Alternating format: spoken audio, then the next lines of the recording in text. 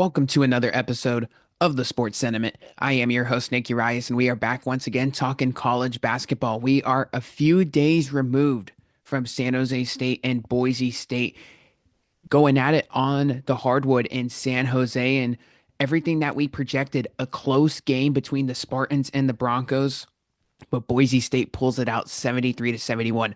Just overall, a great day of Mountain West action. We were at that game live courtside between the Spartans and the Broncos. The game absolutely delivered. We had some great Mountain West hoops throughout the day this past Saturday. Utah State, San Diego State, which we got a full breakdown for you there. We had Wyoming pull off the upset at home versus the Nevada Wolfpack. Fresno State and UNLV. UNLV taking care of business. And then we had New Mexico going on the road in Fort Collins to beat the Colorado State Rams. Big win for the Lobos.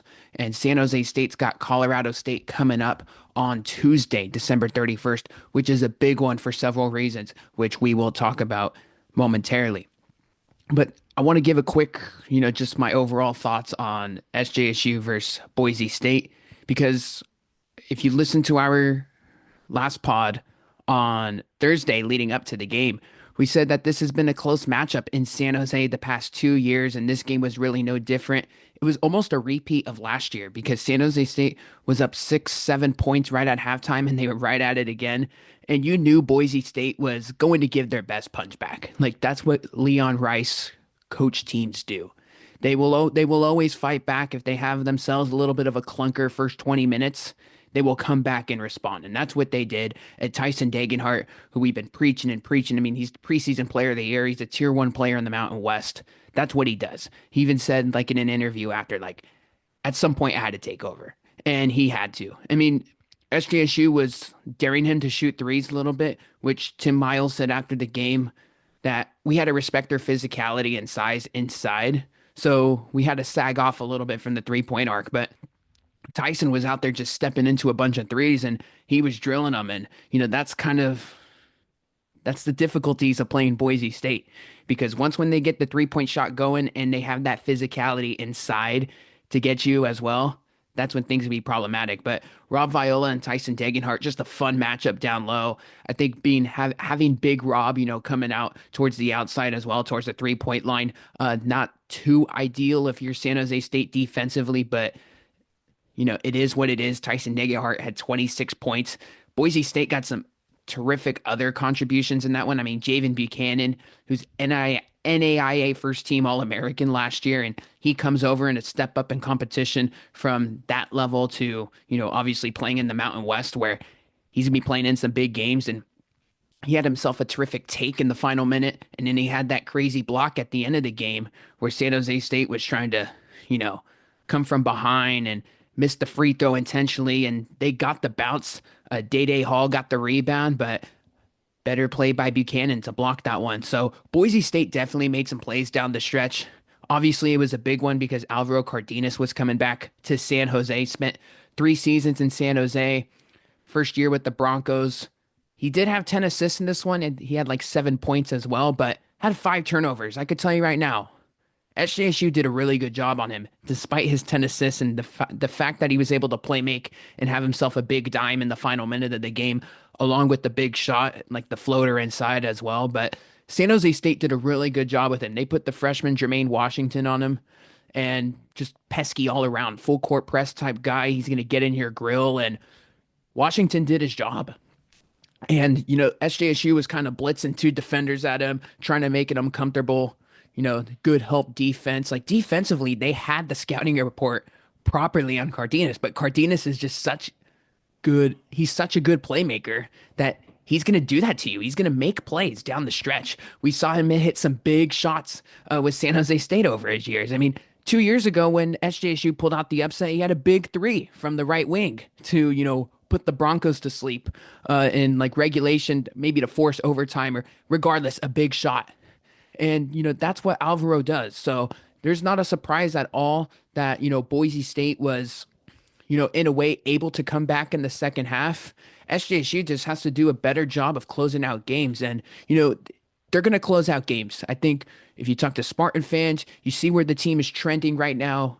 They're going to close out some games. I think Tuesday is a great opportunity to come back on your home court. Yes, you may be 0-2 in Mountain West play, but you know, you lose the game versus Boise State in a game that you should have had. New Mexico was a little bit of a reach, but you were right there to the very end and just a better shot by Donovan Dent when it was all said and done. So if SJSU could just get some big shots down the stretch in some of these games when it matters, when the game's tied, they're going to win these games. So there's no reason to really hit the panic button right now at all. We're 3 games in this is about to be the third game into Mountain West play. You get a Colorado State team, which I think, like we said on Thursday, I think is a little bit vulnerable this year. Yes, you got Neat Clifford, who I think is going to be a projected first round pick in the NBA draft this year. Kyan Evans has been playing good at the point guard spot. You have Jalen Lake, who's averaging north of 10 a game, the wild card, and Jalen Crocker Johnson, the Arkansas Little Rock transfer. So those are some names to keep an eye on for the Tuesday matchup. But let's not forget, these two teams played each other last year in the first round of the Mountain West tournament in a game that you could argue San Jose State should have won because that was a team that was, we'll just be honest here, wasn't great last year. I mean, they had 2 Mountain West wins. Both of them came against Air Force. They were obviously playing with that underdog mentality, but there was just some clear weaknesses with that roster on top of the injuries as well. And San Jose State really had to play their A-plus game just, to even keep it close. And the fact that they almost beat the Rams in Las Vegas in the Mountain West tournament in the first round just shows you how good of a coach really Coach Miles is. And not to mention, Tim Miles and Nico Medved got themselves that strong connection. I mean, Coach Miles he was the head coach at Colorado State. Nico Medved was still trying to build the resume, and he was an assistant behind, Coach Miles. So those guys know each other very well.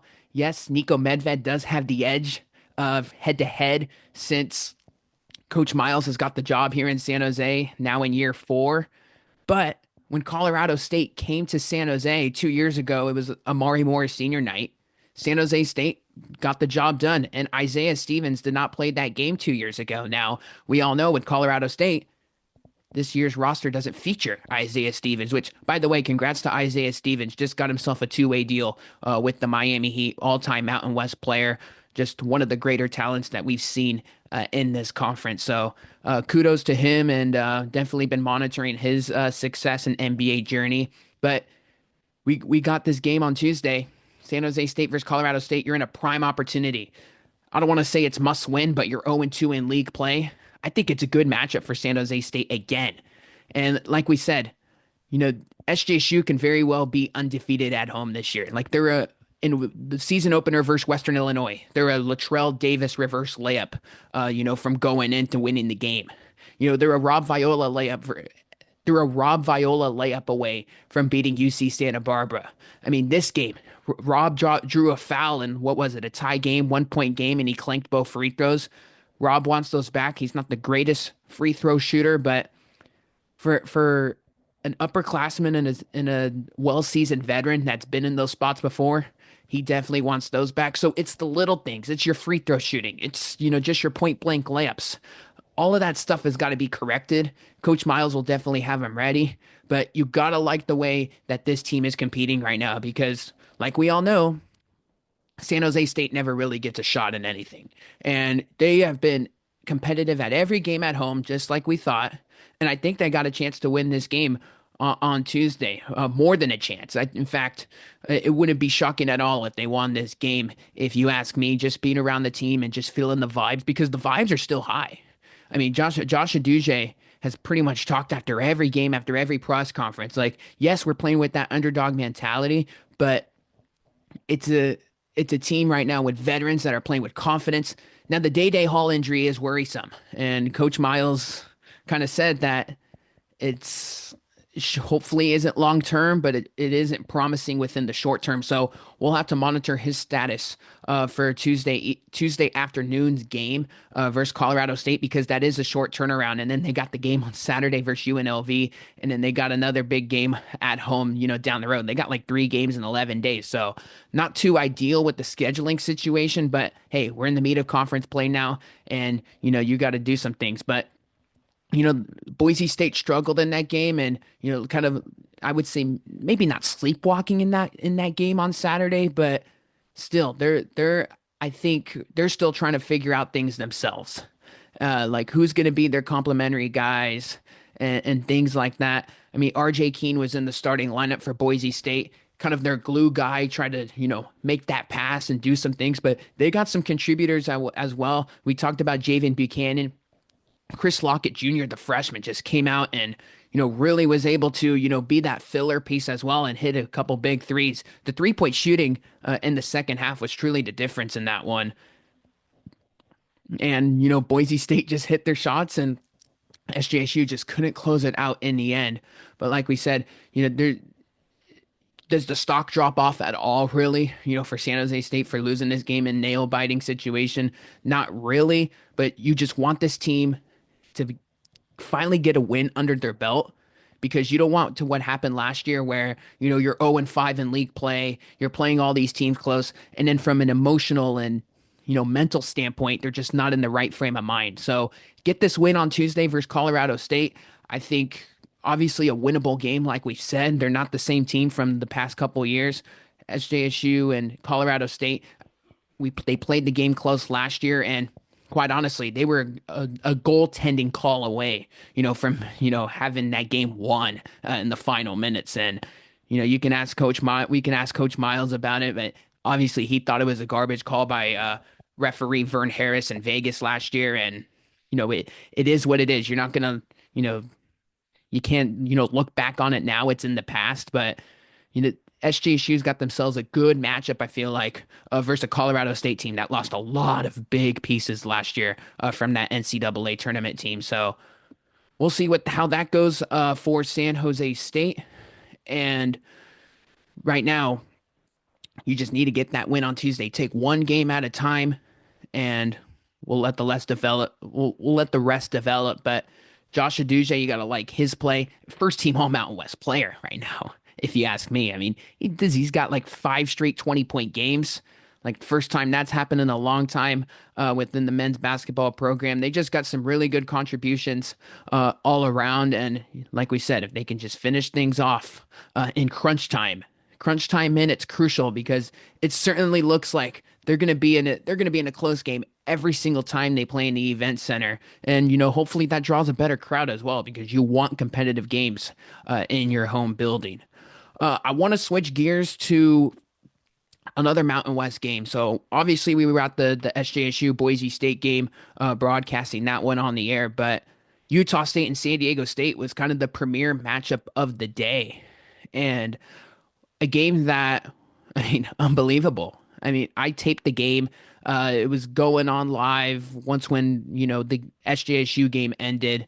It was right about halftime. So I taped the game and then came home and, watched it from start to finish. And all I have to say is Utah State is just going to have lightning in a bottle again. It most certainly looks like that for the way and the fashion that they won this game. And don't get me wrong, like they had like a lead twice in this game. They're just gonna find ways to win on the road, especially. Like it's just unbelievable with this team. And Jonathan and I talked about this on Thursday in our last Mountain West basketball update. But it's not really like they have that culture, but at the same time, it's just good coaching because this is like the third coach now in like 3 years with Ryan Odom, Danny Sprinkle, and now Jared Calhoun, who just they're gonna find ways to win on the road in this league. And we know how hard it is to win on the road in the Mountain West. And to go into Viejas Arena of all places at San Diego State and pull it off where their crowd was just, going crazy, like that is unbelievable. And credit to Calhoun for hitting the portal. We talked about, what they do defensively and how they're just going to be in your grill the whole night. That matchup zone, which is kind of the combination of the zone, like their 2-3 zone along with some man-to-man. It's tough to beat. It's a very weird defense when you watch it just develop, and not even the San Diego State could really crack the code on it. And it was really a tale of two halves. I mean, unbelievable, like just how really like this game went because it looked like one of those games like for San Diego State where they were just going to smash them. Like they were up by 18. They were hitting all the jump shots in the world. Like they were doing some very big things. And then, the things just kind of it just kind of collapsed. I mean, the fact that Utah State won this game 67 to 66, only had two leads the whole game, really. And their one lead came with like 5 minutes to go in the game. And then in the final 8 seconds of the game, I mean, Tucker Anderson, who hit the big three, he had some big threes the whole game, but really hit like two to three threes in like the final 5 minutes of the game. The Central Arkansas transfer and a sophomore. I mean, he hasn't been hitting them. I mean, the numbers, the percentages, just it wasn't going for him. But like we said with Tyson Degenhart, earlier, he a guy that's been struggling to shoot the ball, but shoot or shoot. And I know Anderson's a much more better shooter compared to Degenhart, but Degenhart's one of those guys where if once when he goes into takeover mode, he's gonna do his thing. Tucker Anderson, not the same tier as Degenhart, obviously, but once when the shooter gets going, all it takes is one. And that's pretty much what happened there with Anderson. Smartly on the Utah State players kept feeding him, but this game overall, I mean, just a missed opportunity for San Diego State, obviously. And Coach Brian Dutcher just said he walked into the presser room. I watched their press conference after the game, and he's all like, "Well, that's the Mountain West for you." And to an extent, that is very true. I mean, like this is gonna everybody's gonna be playing maybe not close games every night, but when you get two tier one teams playing like this, Utah State and San Diego State, you expect a close game. You expect a good battle. And that's exactly what we got. But I mean, San Diego State in the first half, I'm watching this one and I'm like, wow, this is really just going to be one heck of a beating. I mean, they were up as much as 18 in this game. They were hitting all the jump shots pretty much possible. Utah State was sloppy offensively, not really hitting their shots, and it looked like it was just gonna be a one-sided battle.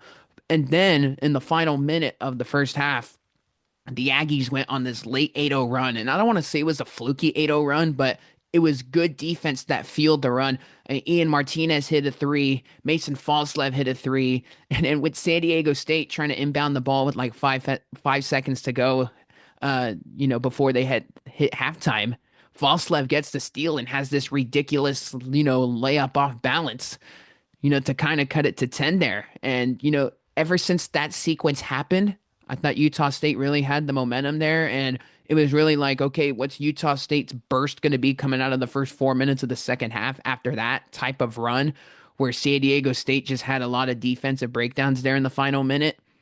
And they came back and, really made it a game there because that game was kind of sitting there at around 8 points, 6 points, for a little while there. And then Utah State ultimately broke through. San Diego State was just so stagnant in the second half. And I just couldn't believe it because you don't really see that from Brian Dutcher type teams. Like, now, they always come prepared, but you could tell that team, this year, I said that they can score better. I think they're a couple notches down defensively from the past 2 years. I thought the past 2 years they were, obviously heads and shoulders above everybody defensively. And maybe they're going to still bring it because Dave Velasquez has that defense coached so well, as Aztecs assistant coach. But just defensively, you could definitely, find your way with them, infiltrate it if you make the right pass, in the right spots and, hit your shots, of course. But offensively, I thought they were better this year. And, maybe that's just kind of the youth of their team this year where they're going to have to, they might go through the motions and they're going to have to figure it out in a lot of these spots because here's the thing, when San Diego State, when they needed a bucket, over the past couple of years, they'd have a Matt Bradley. They'd have a Lamont Butler, even though Butler was not really considered an all-out scorer. He can go get you a bucket. Darian Trammell can go put his head down despite him being 5'10" and, go get you a layup or go to the free throw line. Or he can hit the open three. They had those 6-year veterans with Adam Seiko and Nathan Mensah and Aguaca Rope. They don't have that luxury anymore. And, there was a lot of underclassmen on this roster, that are getting their moment. Yeah, Miles Bird, he's been there. He's been a part of the culture. He hasn't been necessarily healthy. And, he was in some foul trouble in this game, which we will get to the block charge call that was very controversial. And they got Magoon Guath, who's like in his pretty much his first year of his collegiate career. They're missing Reese Waters big right now, I feel like, because in a moment like that, Reese Waters can go get you a bucket. He can go full on isolation mode, step back from the baseline, and hit you a big time jumper to really calm things down. Didn't really have that type of player in this game that was available. Bird can beat that guy, but he was in foul trouble. Didn't really have that type of guy in the second half that can really go put his head down and get you a bucket and slow everything down. And, San Diego State's going to have to try to figure that out. It's probably going to be Reese Waters and Miles Bird most of the time. But in this game in particular, with that Utah State matchup zone, they really couldn't get it going, especially in that second half. My takeaways from Utah State is Mason Falslev. I mean, he just won Mountain West Player of the Week. This is like fourth or fifth time he's won it. I mean, this guy is really starting to emerge as one of the best players in the league.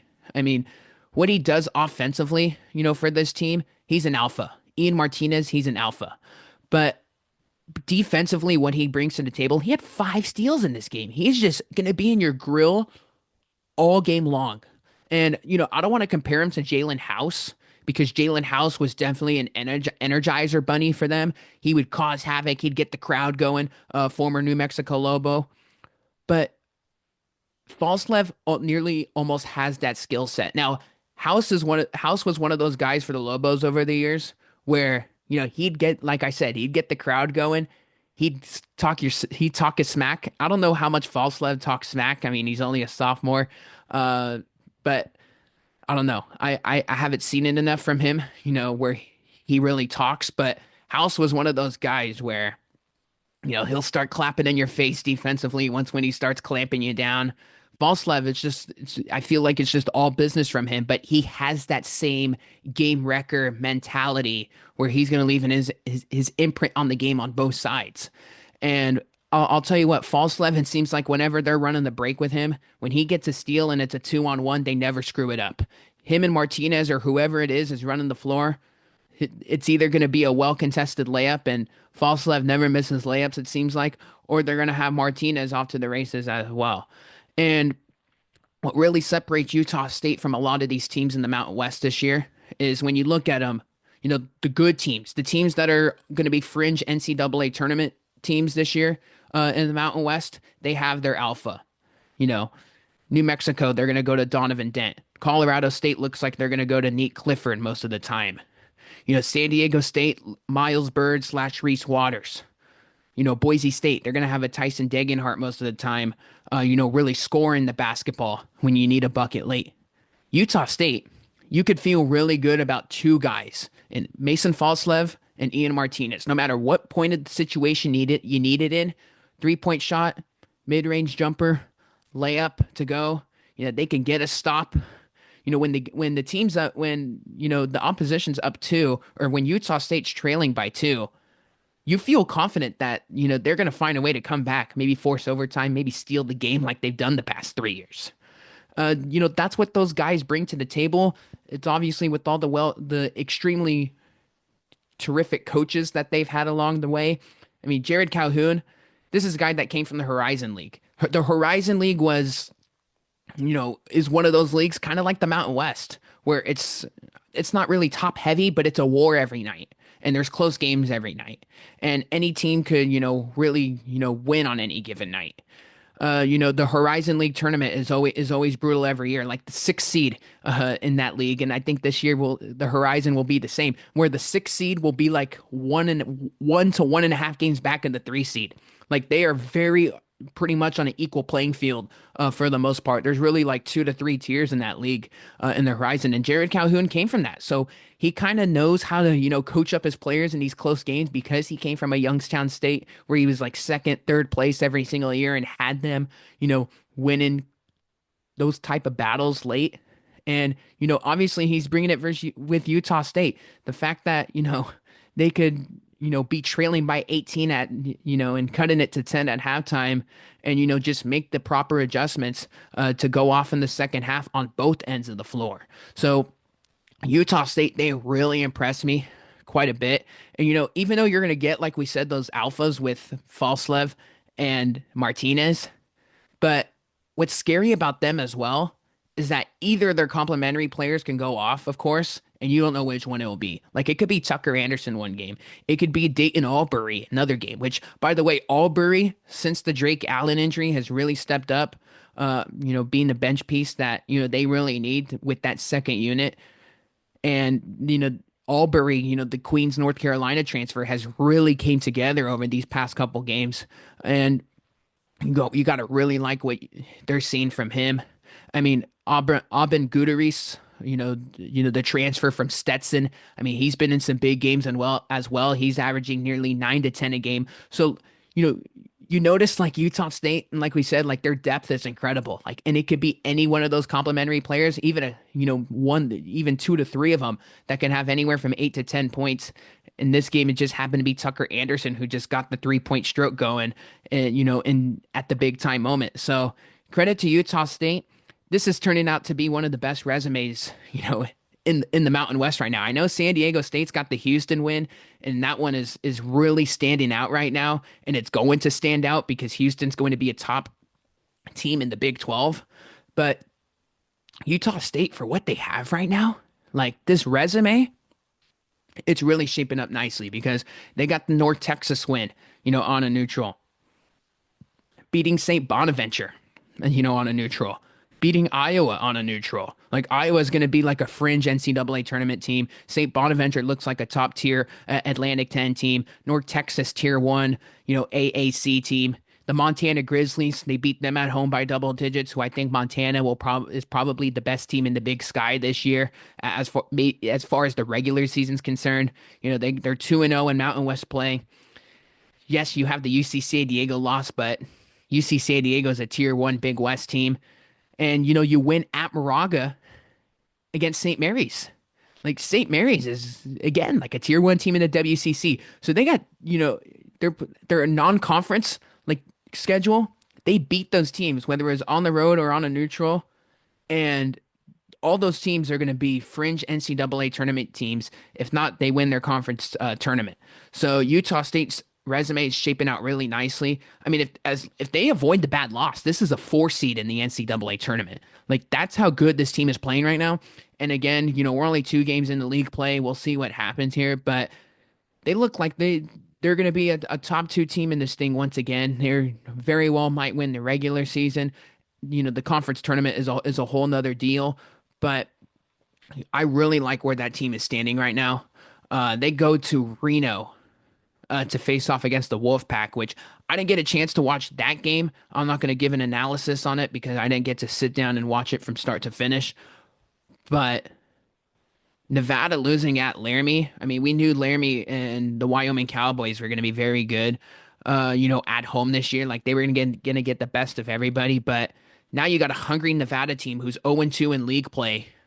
Now that are going to be hosting a 2-0 Utah State team. Utah State's going to be going on the road again. If Utah State can pull that one off, that's going to be incredible. And Nevada, if they're 0-3 with that roster in Mountain West play, there's going to be some massive red flags going forward with that team because that team's just got too much talent under Steve Alford to be 0-3. And even 0-2 right now, I mean, they should very well be, 1-1 at worst, 2-0, we can very well argue. So the Mountain West is going to be a fun league to monitor, as we go here. It's must-see TV every single night. And, I think, the home courts, we said that teams are going to cannibalize each other this year at home. Maybe not so much as what I anticipated because, Utah State, they're gonna pull out their Houdini acts and win in obscure ways, like they did, versus San Diego State the other day. And, the Aggies are going to do that to you. But New Mexico really impressed me versus Colorado State, the way they controlled that game from start to finish.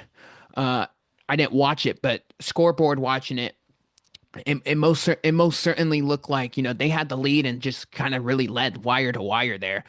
You know, it's going to be a fun Mountain West regular season once again. And you never know because I think a lot of these teams, they're gonna be playing desperate on the road, and there's gonna come to a point where there's gonna be teams that win on the road. Now, don't get me wrong, it's probably not gonna be like a Fresno State or a UNLV type team or the middle tier type teams. They might get the doors blown off, in certain spots, but when you get like a Utah State or a Boise State going head to head, a San Diego State or a Boise State, you know the teams that are going to be in the top half of the league this year, and they're going head to head. Those are going to be the games where you're going to be like, am I shocked that the road team won this game? Not really. Like that, I think that's what we're going to have this year.